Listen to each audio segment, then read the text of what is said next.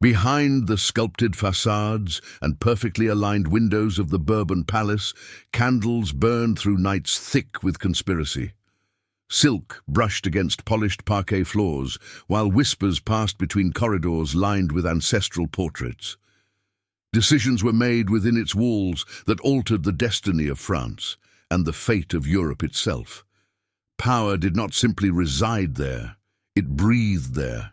It conspired there. It decayed there. The Bourbon Palace was not merely a residence. It was a vessel of dynastic ambition, a theatre of fragile alliances, a sanctuary of privilege encircled by the hunger of a restless city. Its stones absorbed the tremor of approaching revolution. Its mirrors reflected both splendor and dread. Its chambers witnessed triumphs cloaked in velvet and despair, sealed behind gilded doors. In the hush of early dawn, when mist drifted from the Seine and settled across its terraces, the palace seemed eternal. But beneath the symmetry of classical architecture lay instability. Beneath ceremony lay suspicion. Beneath elegance lay fear. The hidden side of the Bourbon Palace is not found in official portraits or grand halls alone. It lives in the shadowed staircases, in sealed letters carried under cloaks, in hurried footsteps after midnight, in the weight of silence during moments when history pivoted on a single breath. This is the story of a mansion that became both sanctuary and trap, a house that embodied royal authority while incubating intrigue, a structure that endured regime changes, betrayals, uprisings, and bloodshed, yet never ceased to hold its secrets tightly within stone. The palace still stands, but its walls remember. In the early 18th century, along the left bank of the Seine, construction began on what would become one of the most symbolically charged residences in France, the Bourbon Palace. Commissioned in 1722 by Louise Françoise de Bourbon, legitimized daughter of King Louis XIV and Madame de Montespan, the mansion rose from soil already saturated with royal ambition. It was designed not merely as a residence, but as a statement, an architectural proclamation of Bourbon legitimacy in a society acutely sensitive to bloodlines and proximity to power. The chosen site faced the Tuileries Palace across the river, establishing a visual dialogue between authority and aspiration. Its facade was classical, measured, disciplined. Corinthian columns framed its central body. The symmetry conveyed stability, order, permanence. Inside, marble fireplaces exhaled faint warmth into rooms layered with tapestries depicting mythological victories. The scent of wax polish mingled with that of parchment and perfumed powder. High ceilings amplified every footstep. Even whispers seemed to travel. The palace was built in a time when proximity to the crown meant survival. The Bourbon family, though royal by blood, navigated a fragile hierarchy at court. Within these walls, alliances were strategized with precision. Marriages were negotiated, titles secured, influence cultivated. Candles illuminated strategy tables where maps were unfurled. Letters sealed with wax carried secrets across Europe. Courtiers arrived beneath the cover of evening, their carriages muffled against cobblestones damp from river fog. Servants moved discreetly, trained to see without seeing. Yet beneath the refinement lay tension. The Bourbon name carried both privilege and scrutiny. Being the offspring of Louis XIV did not erase the stigma of illegitimacy.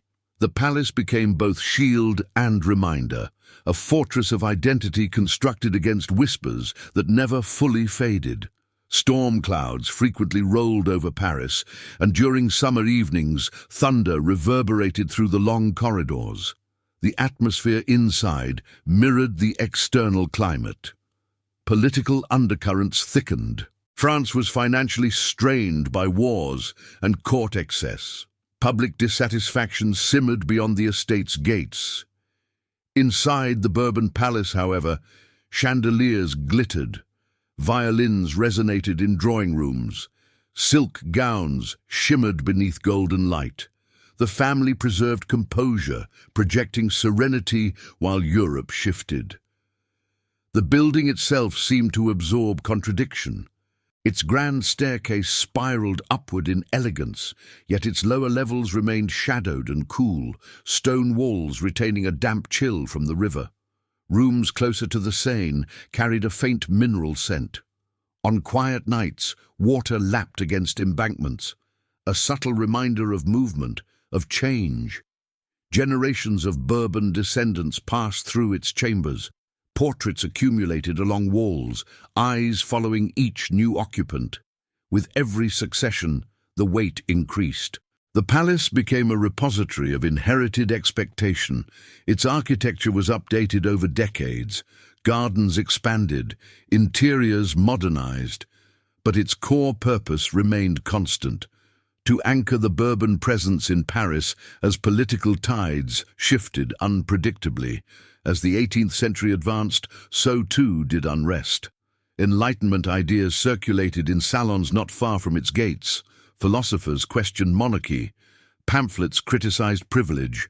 Yet within the palace, ritual persisted. Morning light filtered through tall windows, illuminating dust motes suspended like frozen particles of time. Servants drew heavy drapes back. The day's correspondence was presented on silver trays. Every gesture reinforced hierarchy. Still, tension pressed against the estate's perimeter walls. The Bourbon Palace stood firm, yet it stood on ground that trembled. Its foundations were laid in ambition, but history was approaching with a different design. The mansion did not yet know that it would soon witness the unraveling of the very order it was built to protect. The palace embodied the certainty of lineage in a world already leaning toward upheaval. By the late 1780s, the air around the Bourbon Palace had changed. The façade still reflected the pale light of Parisian mornings with austere dignity, its colonnade standing calm against the restless sky. Carriages continued to arrive beneath its portico. Liveried servants still opened doors with choreographed precision, but the rhythm inside the mansion had grown uneven. Conversations paused when footsteps approached. Letters were burned more frequently. Windows remained closed, even in warm weather, as though sealing out a contagion carried by rumor. Across the Seine, Paris murmured. The financial crisis deepened. Bread prices rose. Crowds gathered in markets not far from the palace grounds, voices sharper, less deferential. From upper windows of the mansion, one could sometimes hear the distant swell of protest, unstructured, dissonant, unsettling. The palace did not stand isolated, it stood exposed. Inside, candlelight flickered against gilded moldings as members of the Bourbon family convened in private salons.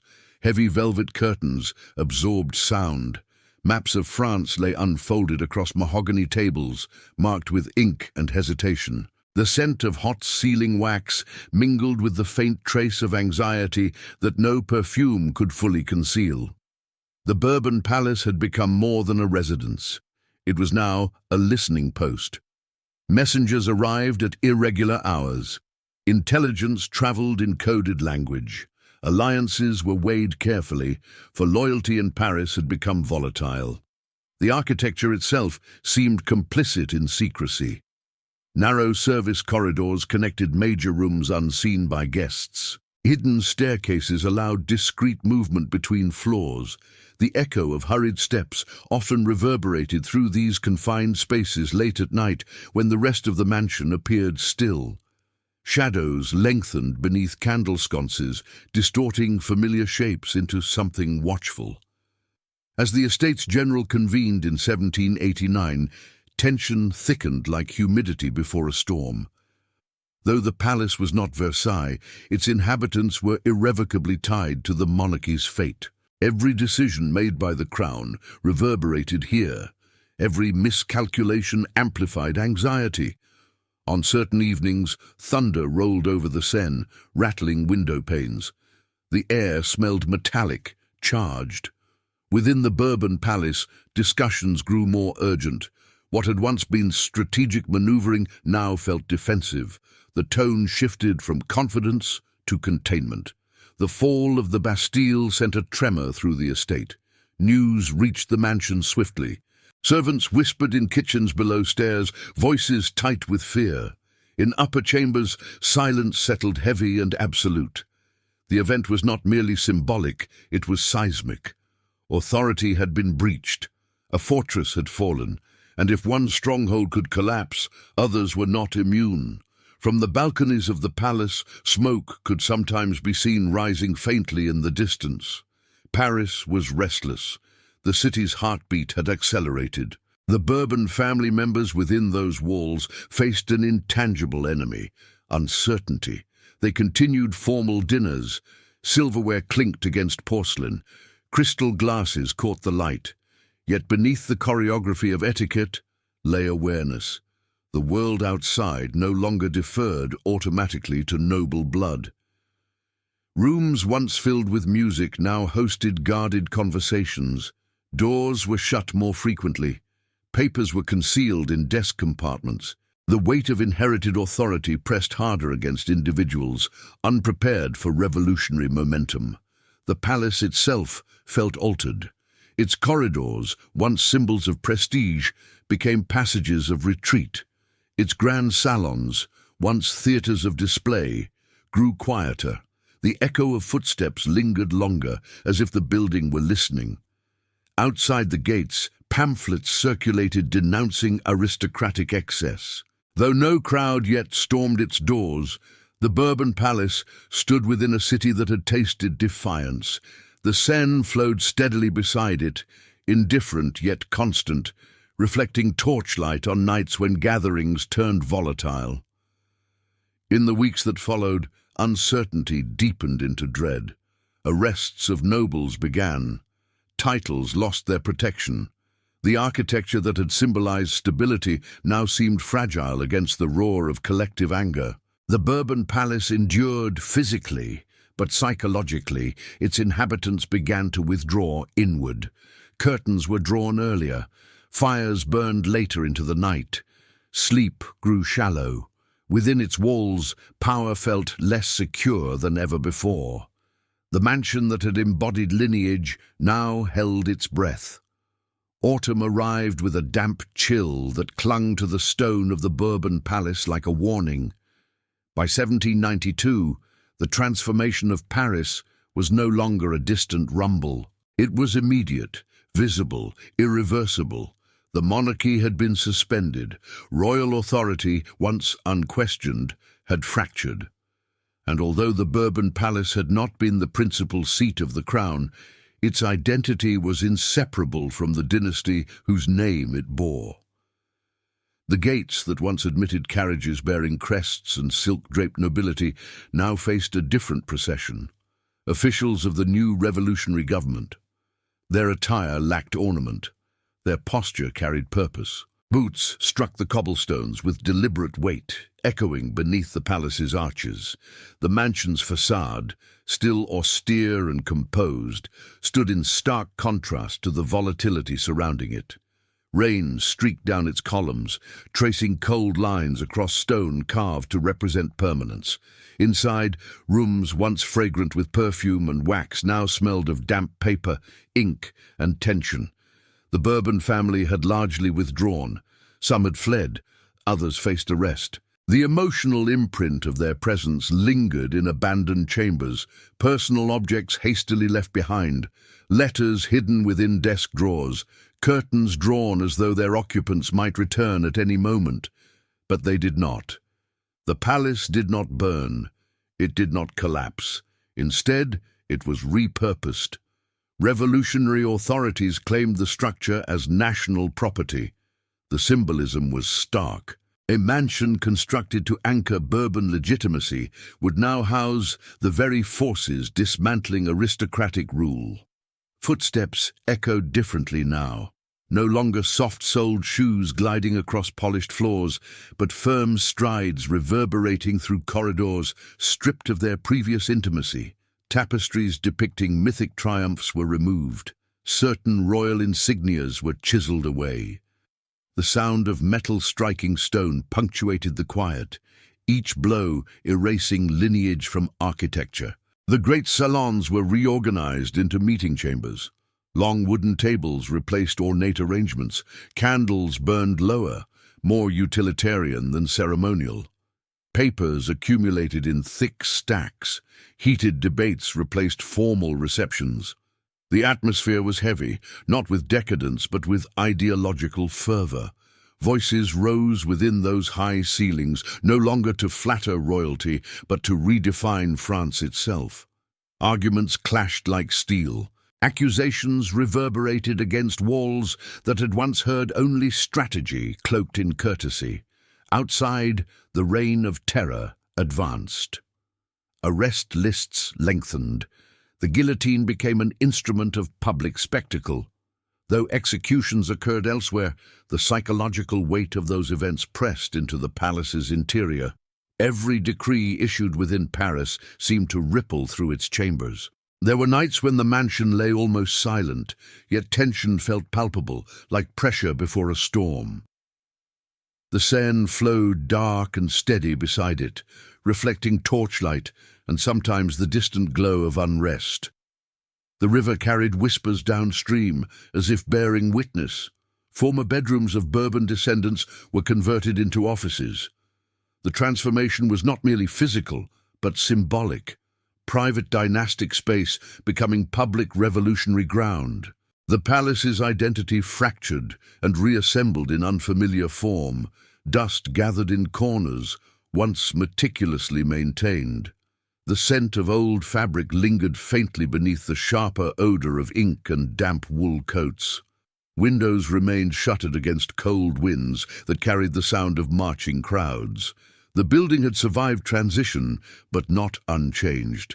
It had absorbed fear when revolution loomed. Now it absorbed the strain of governance born from upheaval. Power still lived within its walls, but it had shifted in nature.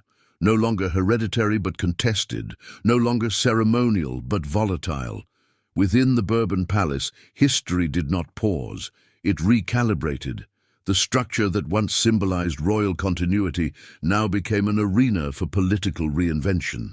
Yet beneath its adapted purpose, traces of its origin remained embedded in stone and timber.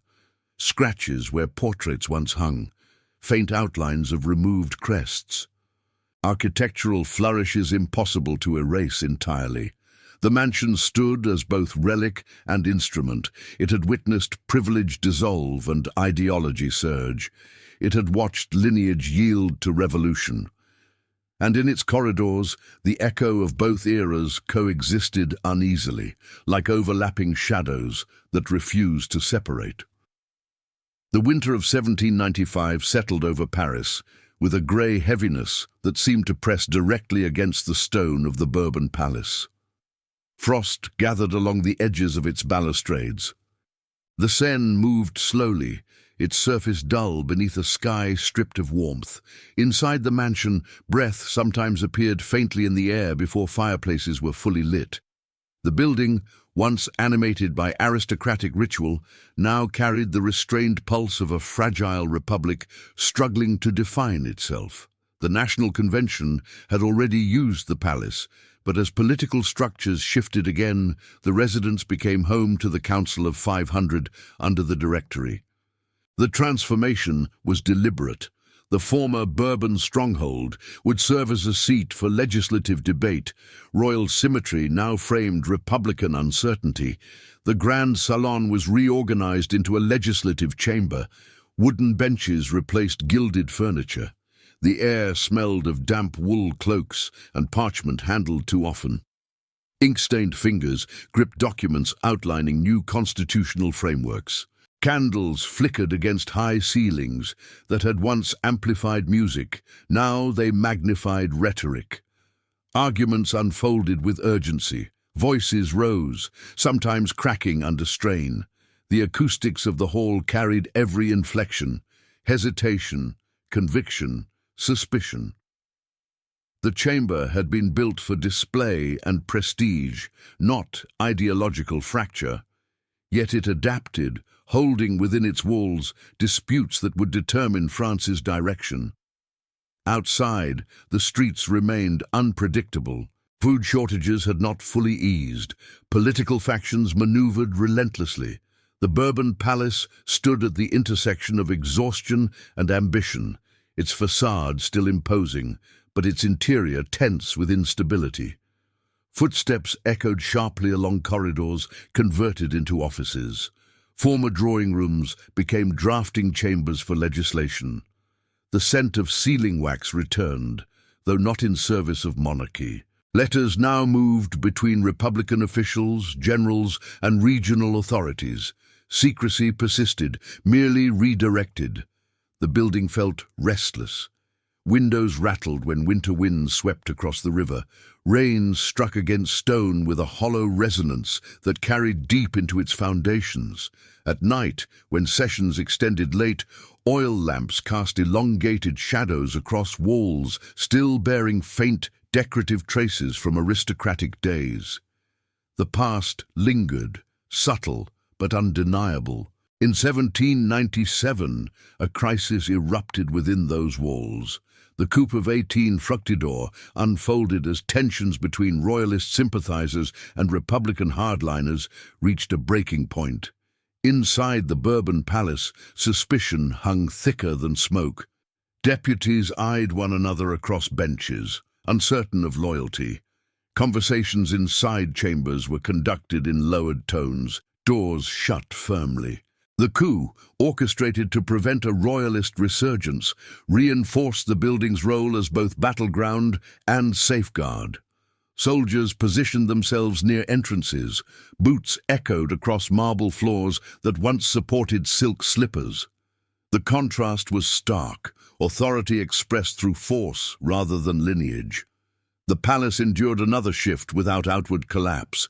Its architecture remained dignified, but its atmosphere tightened.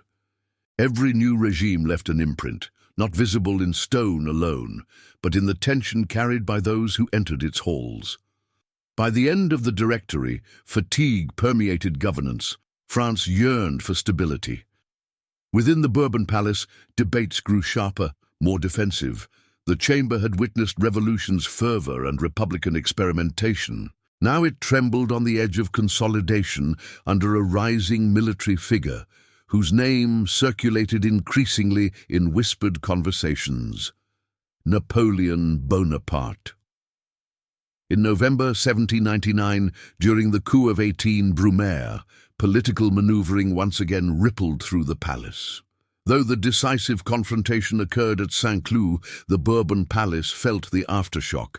Deputies loyal to the Directory hesitated. Alliances shifted rapidly. The atmosphere was electric with anticipation and dread. When news arrived that Bonaparte had effectively seized control, silence settled briefly within the chamber, as though the building itself paused. Another transformation had begun. The Bourbon Palace had outlived monarchy, endured revolution, housed fragile republicanism. Now it would adapt to empire. Through each upheaval, it neither resisted nor embraced change. It absorbed it. Stone does not choose allegiance, it records pressure. Within its walls, power continued to mutate, hereditary, revolutionary, constitutional, imperial. The mansion remained the constant stage upon which France rehearsed its survival. And as night fell over the Seine, shadows stretched long across its facade, merging past and present into a single, unbroken silhouette. When Napoleon Bonaparte rose to power, Paris did not erupt into the same chaotic frenzy that had marked the revolution's earliest days. Instead, a colder recalibration settled over the city. Authority returned, centralized, disciplined, unmistakable, and the Bourbon Palace, shaped by instability for nearly a decade, found itself once again aligned with concentrated power. By the early 19th century, the mansion no longer trembled with ideological fragmentation. It stood beneath a new order. Under the consulate and later the empire, the building served legislative functions within Napoleon's carefully structured regime. It housed the corps legislatif, an institution whose authority appeared formal yet operated under strict imperial oversight. The palace's transformation was not decorative, it was psychological. Debate continued within its walls, but its limits were clearly drawn. The great chamber was refined once more. Draperies returned, though more restrained than aristocratic excess. The air carried a different scent now: polished wood, ink, wool uniforms warmed by fireplaces. Military presence was subtle yet constant. Officers passed through corridors with contained precision. The echo of their boots was firm but measured. The palace no longer felt chaotic. It felt watched. Tall windows overlooked the Seine, where barges drifted beneath grey skies. Sometimes cannon fire could be heard faintly in the distance during ceremonial displays. Paris adjusted to imperial rhythm. Disciplined parades, controlled press, structured governance. Within the Bourbon Palace, speeches were delivered with caution. Deputies understood the boundaries of dissent. Applause was polite, not fervent. The chamber's acoustics amplified voices, but restraint muted their tone. Candles flickered steadily, illuminating faces composed yet alert. Napoleon himself did not reside there permanently, yet his presence was palpable. His authority extended into every legislative breath taken within those walls. Portraits of imperial symbolism appeared. The Bourbon name remained etched into the palace's history, but its immediate association shifted toward imperial France. The building had witnessed aristocratic confidence and revolutionary fury. Now it experienced calculated control. Even the light seemed altered. Morning sunlight filtering through tall panes fell sharply across parquet floors, casting clean lines rather than diffuse glow. Order replaced turbulence. Files were arranged meticulously, documents archived systematically. The scent of dust was replaced by routine maintenance. Yet beneath this apparent stability, tension lingered. Europe was at war. Campaigns stretched French forces thin. Casualty lists grew. Victories were celebrated loudly in Paris, but the undercurrent of strain was undeniable. At night, when sessions ended and corridors emptied, the Bourbon Palace exhaled into silence. Oil lamps were extinguished one by one. Shadows lengthened along staircases once hurriedly ascended by revolutionaries. The building had learned endurance. In 1814, as coalition armies advanced toward Paris, the atmosphere changed again. Anxiety returned, quieter but unmistakable. Windows overlooking the river reflected distant movement, troops mobilizing, uncertainty rising.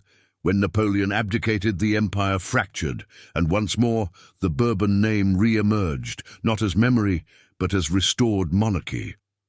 Louis XVIII entered a France reshaped by revolution and empire. The Bourbon Palace, bearing the family's legacy in its very name, stood ready to assume renewed symbolic weight. Yet it was no longer the sheltered aristocratic residence of the 18th century. It was scarred by transformation. The restoration brought back elements of royal ceremony, but nothing could erase the building's intervening history. The walls had absorbed too much change. Carriages bearing royal insignia returned to its entrance. Fabrics rich in color reappeared in reception rooms. Yet the air felt cautious. The monarchy had been restored, but its authority was no longer unquestioned. Constitutional limits framed royal power. The palace housed a chamber of deputies under the restored regime, a delicate balance between past and present. The Bourbon Palace had become a paradox. It carried the name of dynasty, the memory of revolution, the imprint of empire. Each regime believed it could define the building's meaning. Yet the mansion remained constant. Silent, adaptive, observant. Outside, the Seine flowed uninterrupted, indifferent to crowns and constitutions alike. Inside, power continued to gather, shift, and reassert itself beneath chandeliers that had witnessed centuries turn. The palace endured, not as relic, but as living architecture shaped by the psychology of rule. The Bourbon Restoration did not restore innocence to the Bourbon Palace. By the 1820s, its facade once again reflected royal insignia with composure, yet beneath its columns lay accumulated memory. The Chamber of Deputies convened within its grand hall, but the atmosphere carried restraint. The monarchy had returned under Louis XVIII and later Charles VI, though its footing was cautious. Constitutional frameworks constrained authority. Debate persisted, structured, formal, but charged. Morning fog often rolled from the Seine and clung to the palace's stone exterior. The river moved with quiet inevitability, mirroring a France that had tasted revolution and would not forget. Inside, deputies gathered beneath chandeliers that cast warm light across polished surfaces, yet tension lingered like an unspoken presence. In July 1830, that presence erupted.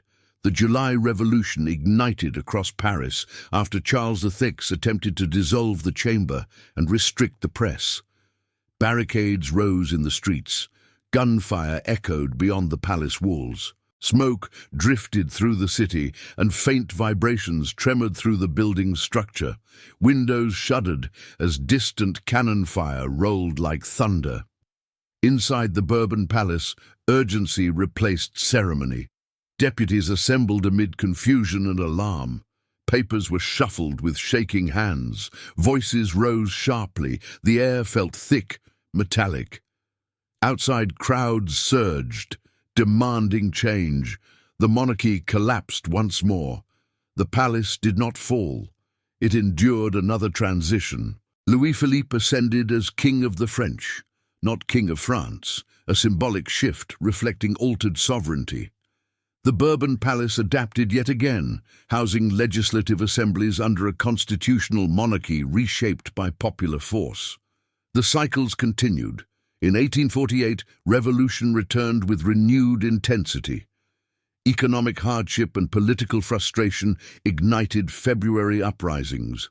Crowds filled the streets around the palace. Rain mixed with smoke, and the air smelled of wet stone and gunpowder. Inside, deputies debated amid the knowledge that authority was slipping beyond containment. The Second Republic was declared. The palace, once synonymous with Bourbon legitimacy, now belonged to a republic born from upheaval. Its walls, once witnesses to aristocratic lineage, now framed speeches on universal male suffrage and social reform. Yet tension never fully dissipated. In 1851, Louis-Napoleon Bonaparte staged a coup d'état. The Bourbon Palace once again found itself adjacent to decisive transformation. Soldiers moved through Paris with measured precision. The Second Empire emerged. The building housed legislative functions under imperial oversight, echoing the earlier Napoleonic pattern, formal representation constrained by centralized power. Years passed, regimes shifted. The Franco-Prussian War erupted in 1870, and Paris endured siege. The city's hunger and despair seeped toward the palace grounds. Windows rattled from artillery, smoke drifted low across the skyline.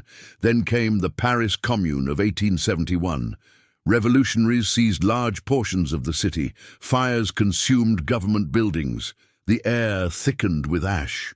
Though the Bourbon Palace avoided total destruction, it stood within a city engulfed by ideological warfare. The scent of burning wood and scorched stone lingered long after flames subsided. When the Third Republic stabilized, the palace assumed a more enduring role as the seat of the French Chamber of Deputies. For the first time in its history, it seemed aligned with a system destined to outlast the century. Yet the weight of prior turmoil never vanished. The 20th century arrived not with ceremony, but with foreboding. In 1914, as Europe plunged into the First World War, the Bourbon Palace became a chamber of mobilization. Deputies voted on war credits beneath ceilings adorned with history's residue. The atmosphere was solemn. Sunlight through tall windows fell pale against uniforms and dark suits. The air smelled of ink and apprehension. Casualty reports mounted over 4 years. Within the palace, speeches grew heavier. The building absorbed grief that could not be expressed in stone, but manifested in silence between debates. When the Second World War erupted in 1939, the palace once more confronted existential threat. German forces advanced into France in 1940. Paris fell. The Bourbon Palace, emblem of legislative sovereignty, faced occupation. Its halls no longer echoed with free debate. The presence of occupying authority altered its psychological gravity. Rooms once vibrant with political exchange felt restrained, subdued. Dust gathered in corners rarely visited. Windows were shuttered at times, muting light. The river flowed beside it unchanged, reflecting a city subdued under foreign control. Liberation in 1944 restored parliamentary life. The palace reopened to the re-established republic. Yet its stones bore silent witness to vulnerability. Today, the Bourbon Palace stands as the seat of the French National Assembly. Its facade appears composed, almost serene. Tourists photograph its classical columns. Traffic hums along the Quai d'Orsay. The Seine glimmers beneath modern bridges. Inside, debate continues. Microphones have replaced candlelight. Electronic voting systems have supplanted ink-stained ballots. Yet the architecture remains largely intact. High ceilings still amplify voices. Marble floors still echo footsteps. The scent of polished wood lingers faintly. What distinguishes the Bourbon Palace is not its aesthetic alone, but its continuity. Few buildings in Europe have housed such a succession of regimes: absolute monarchy, revolutionary convention, directory, empire, restoration, republic, occupation, liberation. Its walls contain layers of tension. The psychological imprint of fear, ambition, defiance, control, collapse and renewal remains embedded in its atmosphere. Stand in the main chamber at dusk, when sessions conclude and artificial lights dim. Shadows stretch along rows of benches. The building exhales into quiet. In that stillness, centuries overlap. The Bourbon Palace is not haunted by spectres, it is weighted by memory. Every regime believed it had defined the mansion's purpose. None erased its past. Stone retains pressure. Architecture absorbs emotion. And the Bourbon Palace, born of royal ambition, became the enduring stage upon which France repeatedly confronted itself. It has survived intrigue, revolution, empire, occupation, and rebirth. It still stands along the Seine, composed yet aware, its facade illuminated at night as though history continues to unfold within.